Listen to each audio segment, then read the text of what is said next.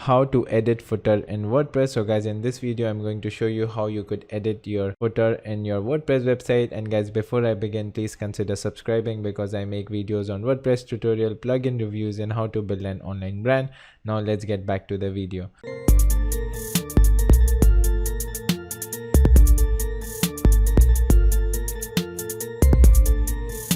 So guys, as you could see, this is my WordPress dashboards.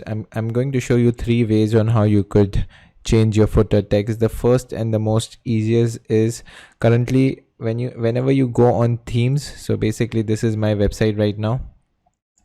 So if I just cancel it, if I go on my visit site, if I just go on my website, and then when I'm on my website, all I have to do is click on customize. Once I'm on customize, just scroll down. You can just click over here, or the other way is on the left footer bar. You can change over here so everything looks good. So this is the first way of doing it.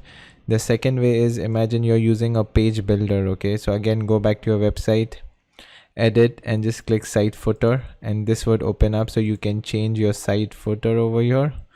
So as you could see, I'm using Elementor. It's a free page builder, so I can change from here. I can make anything. So this is the second way.